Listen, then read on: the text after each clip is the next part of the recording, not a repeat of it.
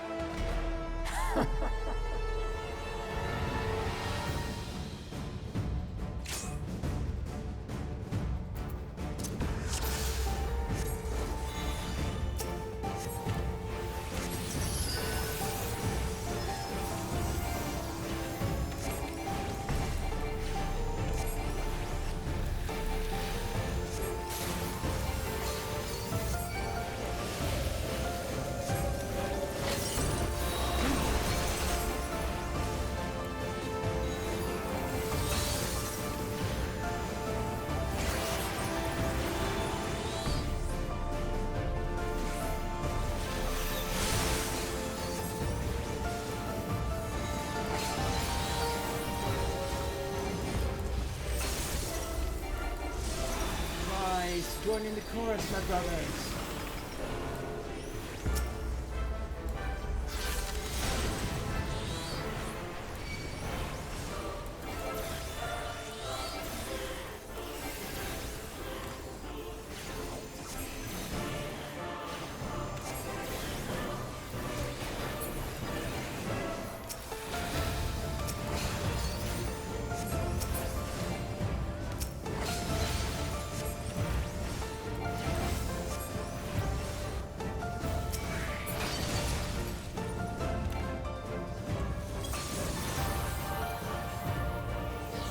Embrace the serenity.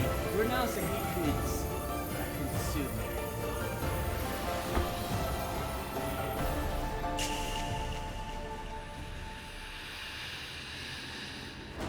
And scatter them like dust.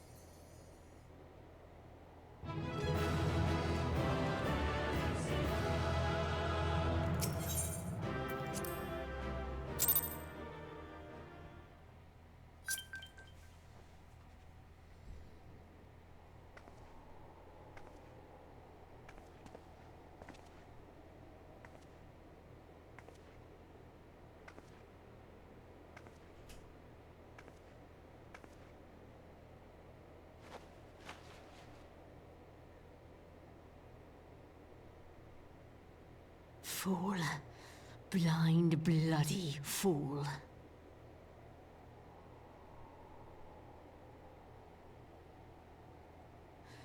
You, of all people, should understand the suffering war begets.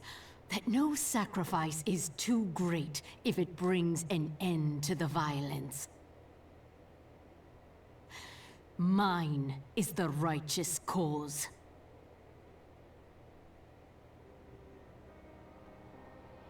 You fight in a war you do not understand. A pawn of liars and schemers. And they are no less ignorant than you, following the creed of their fathers without question, never thinking to ask why. Trapped in a delusion of their own creation, and blind to the truth.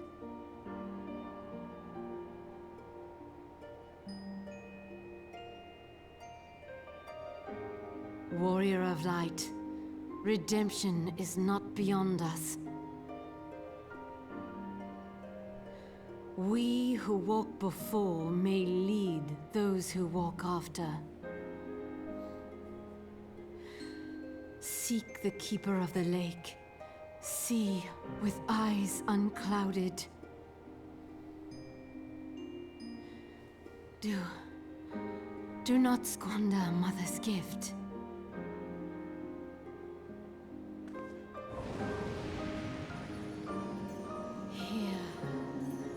Feel.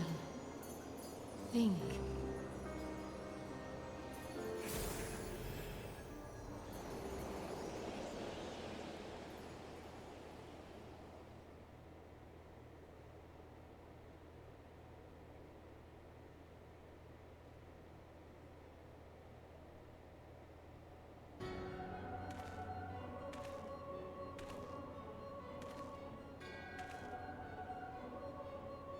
And so the vessel withdraws, a predictable outcome.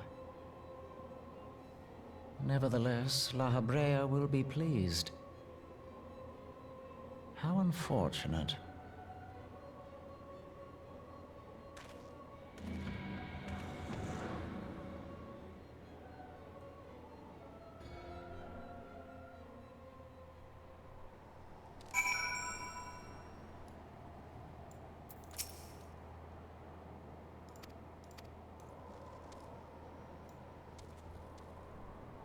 Where the hell did Alpha go? By the 12, you're alive. I mean, of course you're alive. Why wouldn't you be? I started what? And you're certain about that, are you? Trevinians are skilled with glamours after all. Look, if you say that's what you saw, I'll believe you. It's just I've never heard of a primal being summoned like that before. Are you certain you're not injured? Head trauma has been known to cause hallucinations. No? Fair enough. I was just asking.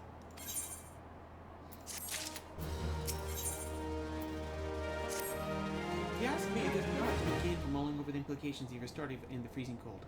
Let's save it for the rising stillness, eh? I'll get everyone to meet us there. But before that, you have best pay for a visit to wipe in front and speak with Alpha now. He's probably worried sick about you. That or he's busy playing at politics with his guardians. Either way, I'm sure he'll be delighted to see you hale and hearty. Speaking of which, you don't have a headache or anything, do you? No? Blurred in prison? Oh, no reason. See you again soon.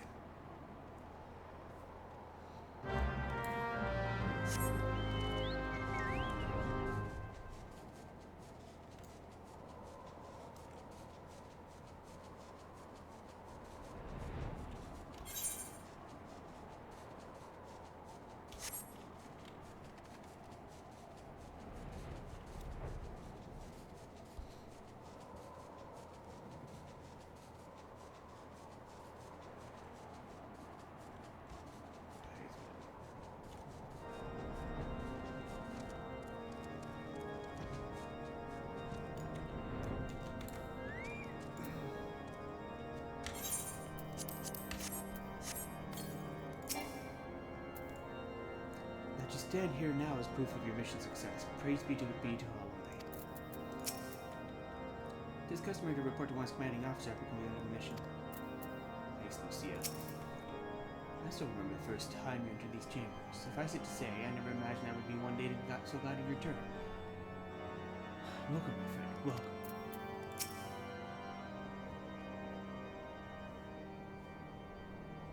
There he is, and none of the worse for the wear. Was there any doubt that the warrior of light would succeed? I think I speak for us all when I say I should like nothing more than hear the stirring tale of your victory, if you'd be so kind.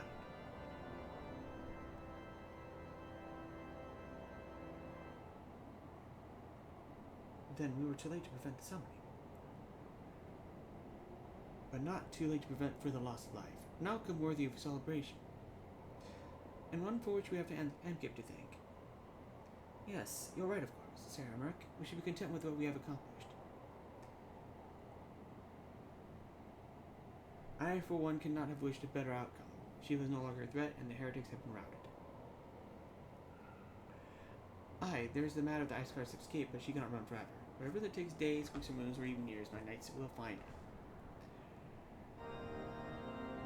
In the meantime, Lord Dreamwell, is there caravan? The supplies your men recovered have been prepared for transport according to your wishes.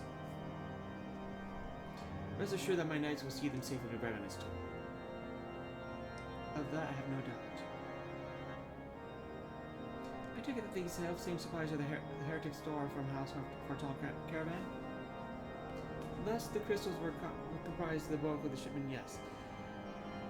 Scarcely a fraction of that which was promised by a meaningful contribution to your cause, none. All the same.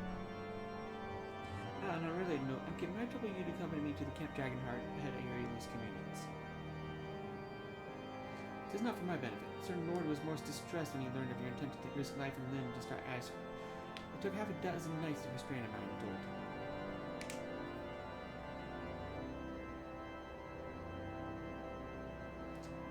Men give vent to their anxieties in myriad ways. Pray do not think less of him.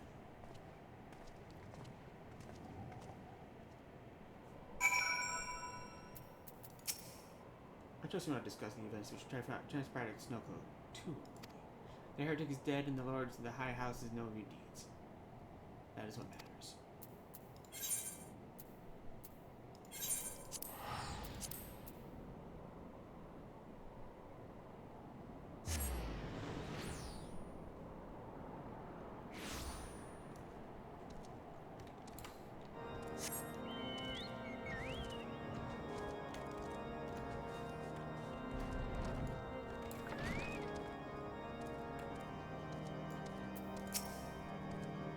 If our business here is concluded, we should tend to Sarah Amkip and the intercessor.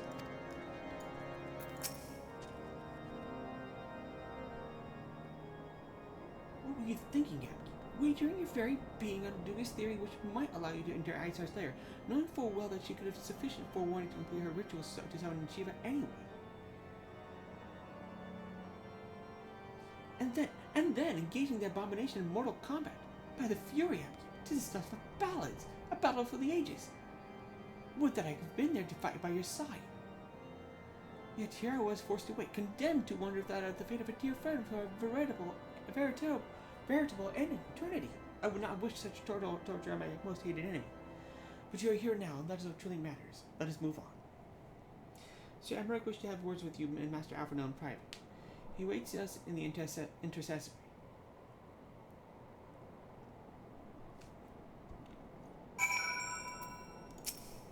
Pray go on ahead without me. Another matter requires my attention, but I shall join you anon.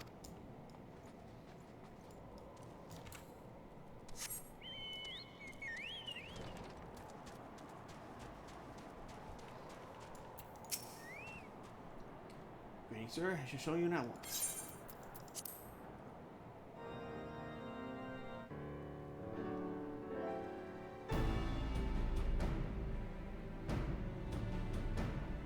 On behalf of the Holy See of Ishgard, allow me to express my deepest thanks. Never before have we been required to contend with a primal. Indeed, there were fears in some quarters that our knights might not be equal to the task. From what we have now learned of these beings, I can say with certainty that we would have lost a great many men had the Scions not intervened. Then the argument for preemptive action should be self-evident. Perchance now you will reconsider my proposal that Ishgard move against Natalan.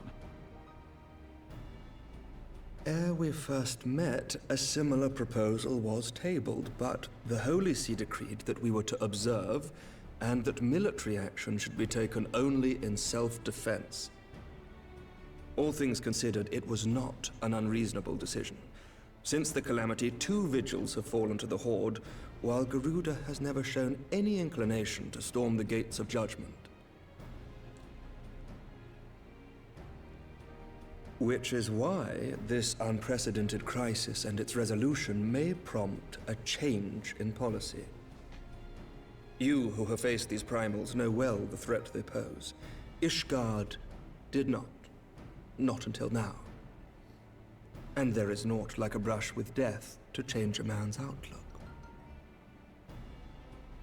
At the very least, this should silence any lingering objections to our arrangement with Revenant's Toll. The Holy See may even feel moved to grant us its formal endorsement. So far as it is possible, the Scions shall be compensated for their service. We should be grateful for any aid you can provide. As a gesture of good faith, I shall withdraw my previous request. Your people are doubtless needed elsewhere. That will not be necessary. We too have a vested interest in watching Dravania's movements. I see. Once more, I must thank you.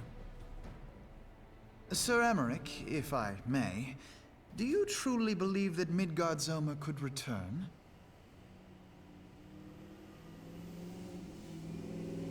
The heavens are a window unto truth, but those who interpret their movements are not infallible. I requested your involvement as a precautionary measure.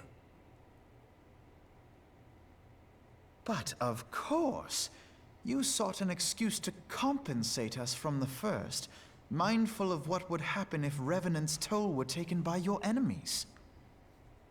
Ishgard is not wont to aid its neighbors, but that does not preclude it from manipulating them to serve its own interests.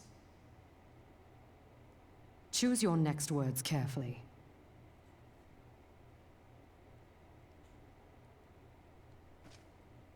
Do you know what sort of man becomes Lord Commander of the Temple Knights? One who comes from good stock. I did not. Yet here I am. Now, why do you suppose that is? Because I swiftly learned to tell the difference between words, deeds, and beliefs. You are correct, Master Leveilleur. Ishgard desires to see Revenant's Toll flourish, as it would present a troublesome obstacle to our enemies from the south. We are so glad to be of use to you. As we are to you. Ours is a mutually beneficial arrangement, lest we forget, one born of necessity. The dragons grow more restless by the day, and the heretics harry us nigh without cease. We have contended with such troubles for centuries, but there are limits to even our endurance. Yet as a pauper is loath to part with his meager possessions, the leaders of Ishgard are not wont to render up their trust to outsiders. But with perseverance on our part, they may yet be made to see the light. Nevertheless, one must take care when walking the road less traveled. Wise words, Sir Emmerich. I shall make a point to remember them. I must apologize for my earlier outburst. I hope it will not sour our good relations. Not at all. You but spoke from the heart. I trust you understand that at times my duties may prevent me from meeting with you. On such occasions, my second-in-command will speak for me.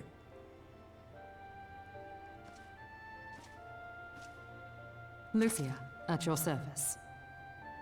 Pray excuse our reticence. We are but wary of speaking too freely, lest our sentiments be made known to our enemies. Know that the Lord Commander and I are of one mind. For the sake of Ishgard, and of Eorzea at large, I pray our peoples can put aside their differences. Those who dwell in the past risk losing sight of their future. Should aught befall one of our shipments, pray inform Lucia immediately. You may also relay to her any words you might have for me alone. Not being of Ishgardian birth, she owes no allegiance to any noble house, making her as near to incorruptible as one can find in my homeland. Suffice it to say, I trust her completely, and so may you. Which reminds me, Lord Orchefort, if you would be so kind. Certainly. Keep walking. In times such as these, trust is ever in short supply. Mayhap this will go some way to rectify the problem. The results of our investigation into the heretics' recent attacks, as well as our interrogation of the merchant you detained. Sir Emmerich, I cannot thank you enough. Think nothing of it. Ishgard may be many things, but it is no friend to Garlemald. Did I not tell you to have faith, my friend?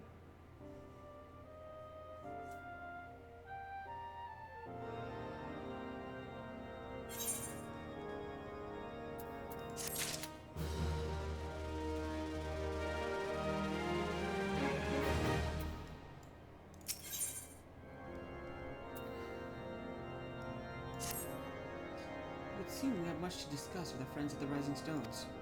If what you say is true, Isart's method of summoning Shiva defies all precedent. It necessitates a complete reversal of the primal threat and our approach to combating it.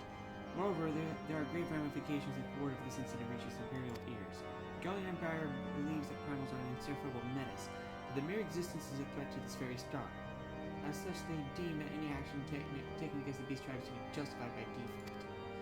Imagine that. It became known that it was not only the beast tribes of the areas that could summon primals, but their civilized people as well. Any lingering objections to the areas and campaign would vanish overnight. Where before we had to contend with a single Imperial legion, we could well find ourselves facing the combined might of all Gaul. But I speak unadvisedly. Come, Amkip. It's best we continue this conversation in Mordona. If there's one thing that can be said for Sir Emmerich, it is that he understands how dangerous knowledge can be in the wrong hands. We are but fortunate that this incident took place in so much a remote location. Truth should not be difficult to suppress, for now at least.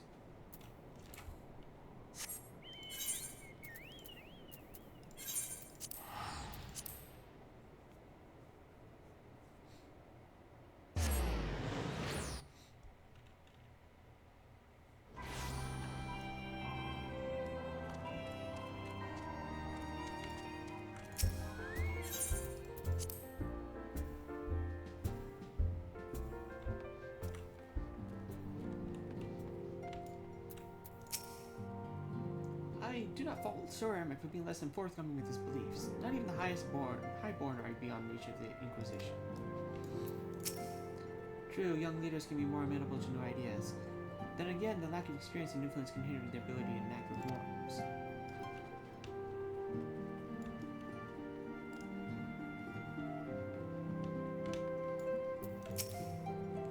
Calm yourself, Goldsnake. This is just a little ship after practice. Clear shot, you're the copper to no end. Sip before practice is sip after practice, and I'll too often just sip during practice. I do believe Membrita is having quite a bad influence on me.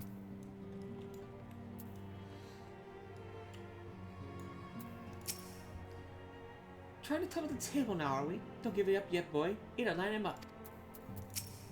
Hey, I just gotta. You're all right. What you two do is your own business. Don't say I didn't warn you.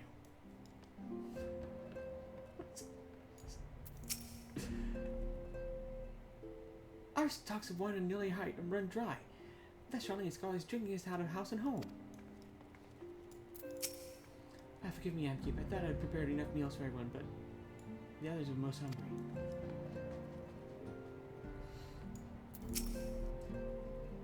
There's little fortune left for us family being a receptionist, but one must be realistic. Also, it would seem I was grossly misinformed regarding the average journeys of a street performer.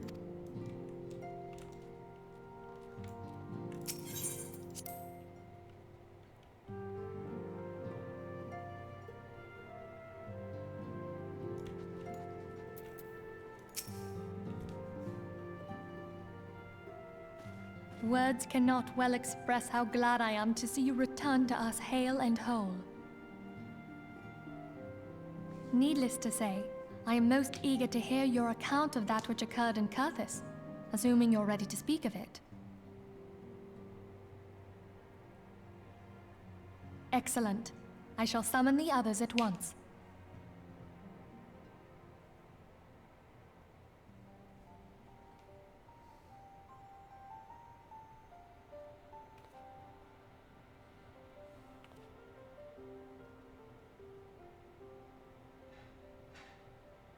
Iceheart used her own body as a vessel for a primal soul? Master Louisoir's writings make no mention of such a possibility. Can we be certain this entity was a primal? As certain as we can be that good King Mogulmog the 12th was a primal, I should think. Both were ostensibly summoned. Let's not quibble over definitions. Of more concern is the implication that Iceheart retained her will, even after she was possessed. We are talking about a mortal, wielding the power of a primal. It can't possibly be that easy, can it? There must be some sort of sacrifice required. Or maybe she's just special? What qualities this woman possesseth, I know not. But full sure am I that she was groomed for this role. Few are privy to the secrets of summoning, and but a single party standeth to profit from their dissemination. Well, I wouldn't presume to comment on how the lass came to know about summoning, but I will say that what she summoned was a primal. The readings were the same, or near as damn it. Strange as it all sounds, it's really no different from what you've faced before. Then mayhap it is time that we re-examined our previous encounters. Pack your things, Ida. We're going back to Gridania. Yes, sir.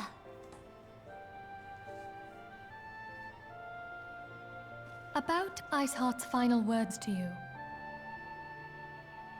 Hear, feel, think. Hydaelyn speaks to her as well. If Iceheart is blessed with the power of the Echo, she will doubtless have used it to further her goals. Or could it be that it was a revelation granted her by the Echo which first set her on this path? She did say that the Ishgardians were blind to the truth. Do you think she has knowledge of the origins of the Ishgardian-Dravanian War? It would do much to explain her unwavering conviction. Did not the Lady Iceheart implore thee to seek the Keeper of the Lake? And did she not imply that in so doing thou wouldst come to see with eyes unclouded? Midgard-Zoma was a king amongst kings who reigned for centuries on end. But he is dead and his wisdom lost to the ages. Unless the Ishgardians' fears are well-founded. It would seem we have yet another reason to stand watch over the Keeper of the Lake. For a mercy, we are well positioned to do so. Iceheart, Shiva, Ascians, and Midgard-Zoma. I shudder to think how they're all connected.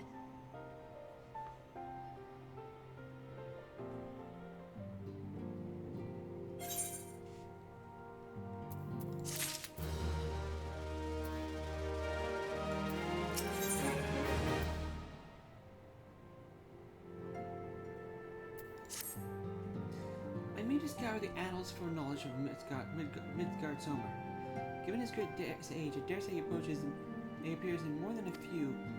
Did you hear that? The commotion outside. Would you see if Ada's in this? 90.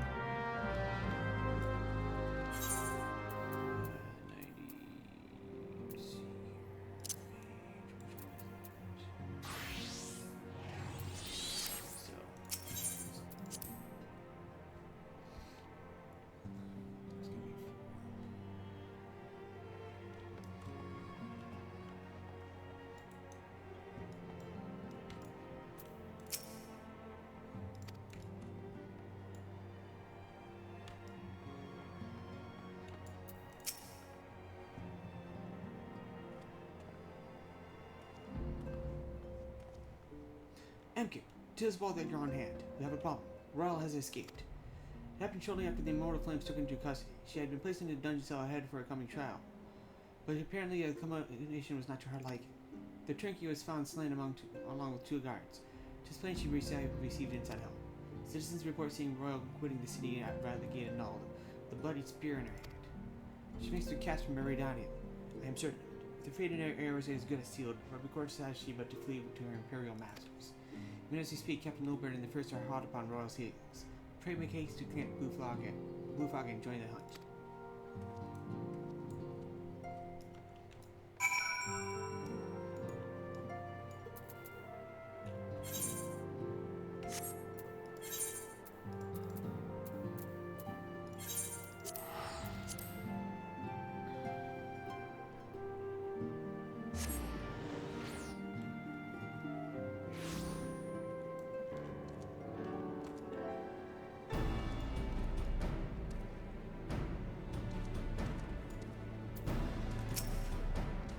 My thanks for coming, son. I've spoken with the soldiers here. They say that Royal will walk through the camp not a bell. Aye, she walked right through. You did not mishear. We have Reborn's decision to keep the matter secret to thank for that. Bad for morale, he said. As a result, not a single flame in the garrison made any attempt to detain him. So here we are. Royal must not be allowed to reach Castle Meridian.